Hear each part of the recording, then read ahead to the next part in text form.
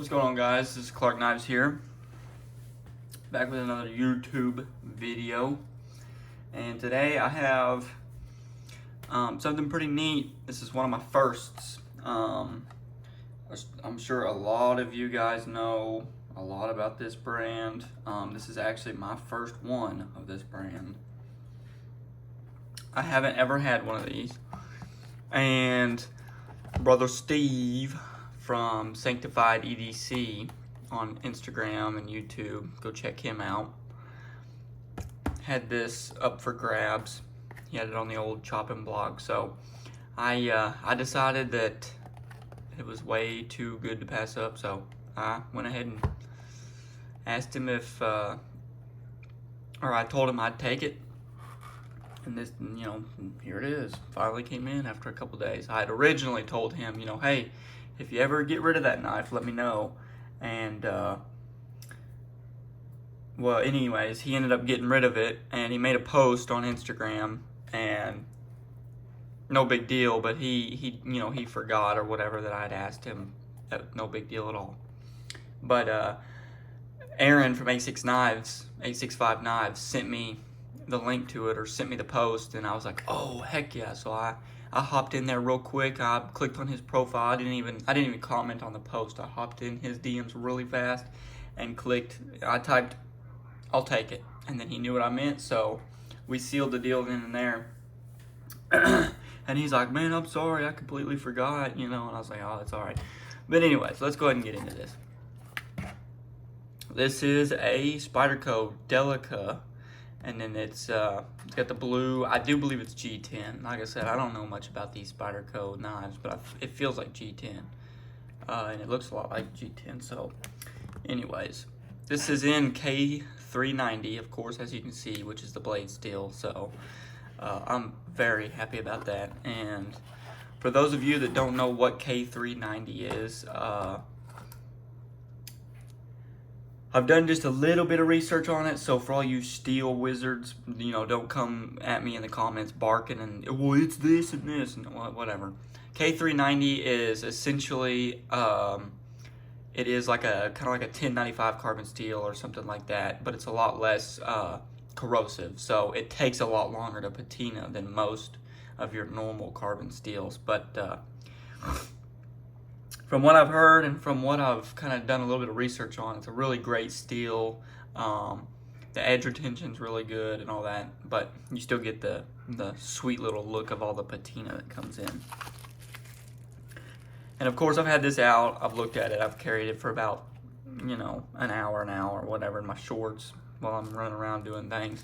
But I just figured I'd put it back in the box so y'all can see how it goes. But here's a little Spyderco card.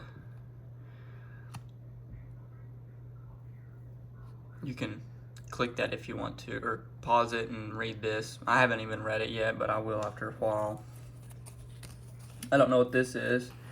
I think this is just telling you what about, oh, here you go. Here's literally an in-depth of K390.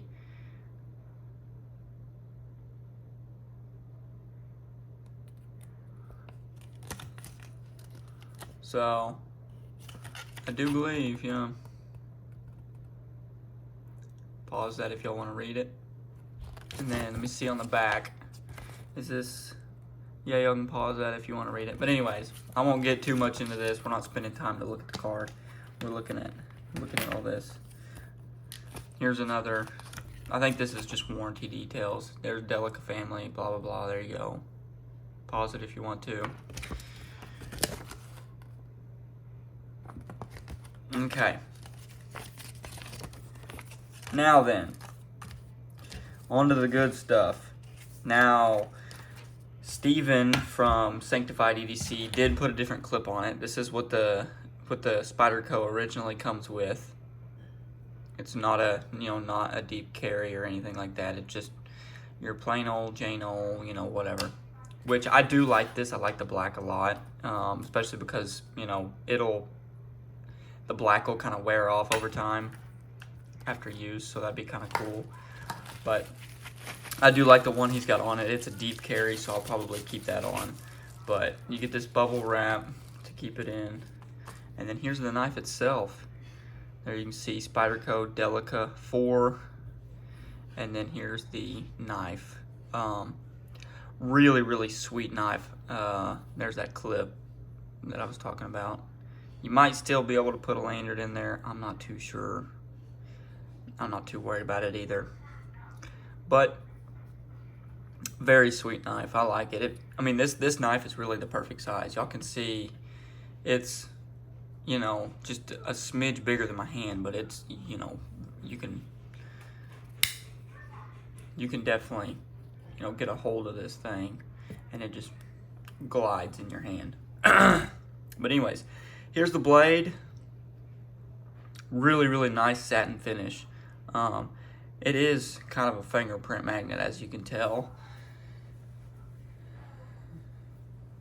And this thing, I don't know if Steven sharpened it, but this thing came pretty razor sharp. I had just accidentally nicked my finger with the tip of this blade, and I think while I was closing it, and it bit me already. But there's the blade, Spyderco K390, you can see. This is the lock back. These, I don't think there are any K390 steel in whatever it is, the little locks right here, the ones you can Spidey flick open or whatever, you know. But I mean, really, all in all, this is going to be a great work knife, and that's why I got this knife. I really love my slip joints, and I'm not a huge modern guy. Like, I did my research, and the last time I carried my modern was a year ago. I had a mini bug out, a Benchmade mini bug out, and the last time I carried it was 1 year ago. So I haven't had a modern or carried one in a year now. But I was kind of missing one, and like I said, this one teeners up, so that's what, you know, maybe kind of drew me into it. So, another thing I'm not really huge about, you know, moderns and all this and that, is just they're too easy to get to. I mean, you just sit it in your pocket, you whip it out, flick it open, and you're already cutting. You can open it with one hand. I mean, that's great, and it's amazing. But I like the feeling of pulling a knife out of my pocket, clicking it open. If it's got half stops, it'll click, and then you click it again, you know. I like taking the extra time and extra step to pull out a knife. And plus, you got the beautiful bone and all this and that. So that's why I'm not a huge fan of moderns in the first place, because whenever I have one, that's the only knife I'll use, because it's so fast and easy to pull out of the pocket, flick it open right there, and boom, whatever you got, you know, you cut. And then I'll sit there and I'll flick it open and close it, and flick it open and close it, and flick it open and close it, and just do all kinds of stuff. Fidgeting with it all day, every second of the day. But that's kind of why I like this one, because of the lockback. I mean, you can almost Spidey flick it, and you can kind of, hang on, you can flick it open. Hey, that's the first time I've been able to Spidey flick it. It's hard, for sure. But anyways, this one's just, you know, it's quick to open, but not sit there and fidget with it all day, you know.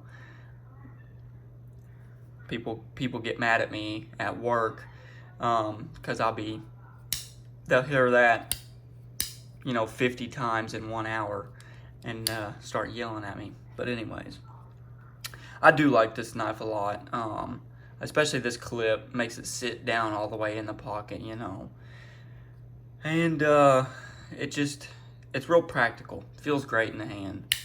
You've got this nice little hump to put your thumb on if you're pushing, or, you know, you're doing whatever. And then you do have a little bit of kind of like a choil, so you can really get in there and just get done whatever you need done, you know, stripping some wires or whittling, or, you know, this and that and what you have. But yeah, this thing is just insanely comfortable, and it's a great size. The blade size is immaculate. Let's go ahead and I'll do some measurements on this. I don't want to ramble for just years. I'm sure a lot of y'all are getting kind of anxious right now. But as far as that goes, let me do this.